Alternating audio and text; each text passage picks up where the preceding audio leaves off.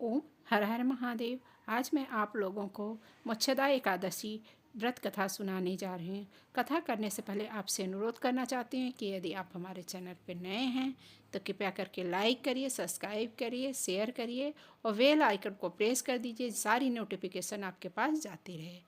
तो आइए हम लोग कथा की ओर चलते हैं। महाराज युधिष्ठिर जी ने कहा, हे भगवान, आप तीनों लोकों के स्वामी हैं, सबको सुख देने वाले हैं, जगत के पति हैं। मैं आपको नमस्कार करता हूँ। हे देव, आप सबके हितैषी हैं, अतः मेरे संशय को दूर कर मुझे बताइए कि मार्गशीर्ष एकादशी का क्या नाम है, उस दिन कौन से देवता का पूजन किया जाता है और उसकी क्या विधि है, कृपया करके मुझे बताइए।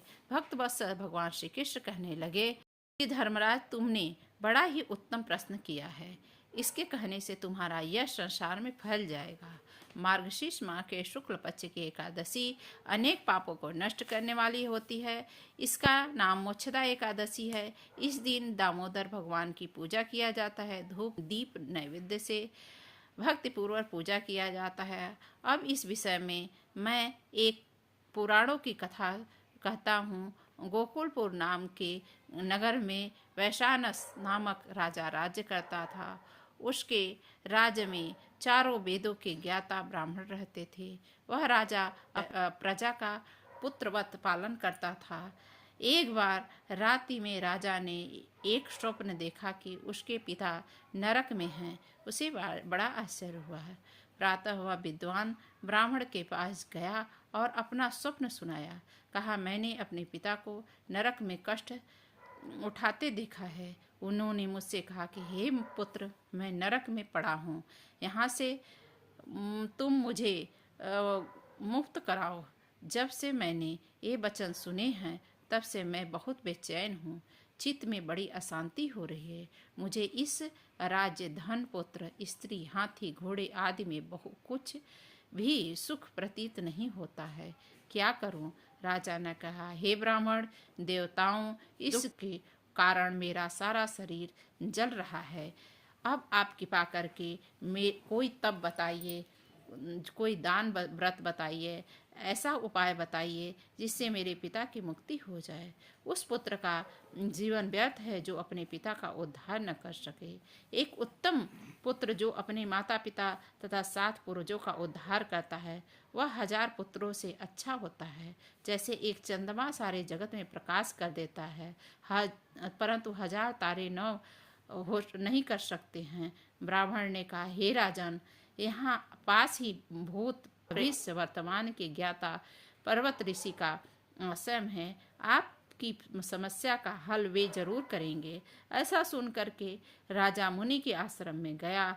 उस आश्रम में अनेक शांत चित्त योगी मुनि तपस्या कर रहे थे। उसी जगह पर्वत मुनि बैठे थे। राजा ने मुनि को साष्टांग दंडवत किया। मुनि ने राजा से सांगोपांग कुशल पूछी। राजा ने कहा कि महाराज, आपकी कृपा से मेरे राज्य में सब कुछ कुशल है, लेकिन अकस्मात मेरे चित्त में अत्यंत अशांति होने लगी है। ऐसा सुन करके पर्वत मुनि ने आंखें बंद की और भूत विचारने लगे।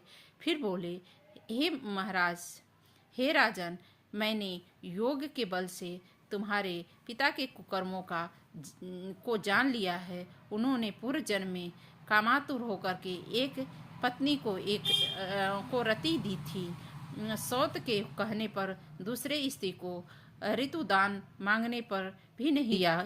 उसी पाप कर्म के कारण तुम्हारे पिता नरक में जा पड़ा है। तब राजा ने कहा, इसका कोई उपाय बताइए। मुनि बोले, राजन, आप मार्गशीर्ष मास की एकादशी का उपवास करें।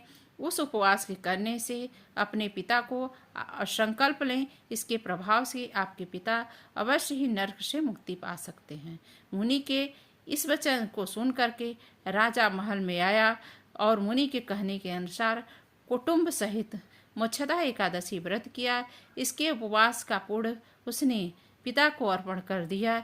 इसके प्रभाव से उसके पिता को मुक्ति मिल गई और स्वर्ग में जाते हुए वे पुत्र से कहने लगे, हे पुत्र, तेरा कल्याण हो। यह कहकर स्वर्ग चले गए। मार्गशीर्ष मास के शुक्ल पक्ष की मोक्षदा एकादशी का जो व्रत करते हैं उसके समस्त पाप नष्ट हो जाते हैं। इस व्रत को उससे बढ़ कर के कोई दान पुण्य नहीं है। इसको करने से मोक्ष की प्राप्ति होती है और वाजपेयी यज्ञ का फल प्राप्त हो। इस व्रत मोक्ष के देने वाला होता है, चिंता को हरण करने वाला है, होने वाला होता है और समस्त कामनाओं को पूर्ण करने वाला होता है। तो यदि आप भी यह कथा करते हैं, पढ़ते हैं, सुनते हैं और दूसरे को सुनाते हैं तो अवश्य ही आपकी सारी मनोकामनाएं पूर्ण हो जाती है। ओम हर हर महादेव। जय श्री कृष्णा। राधे राधे।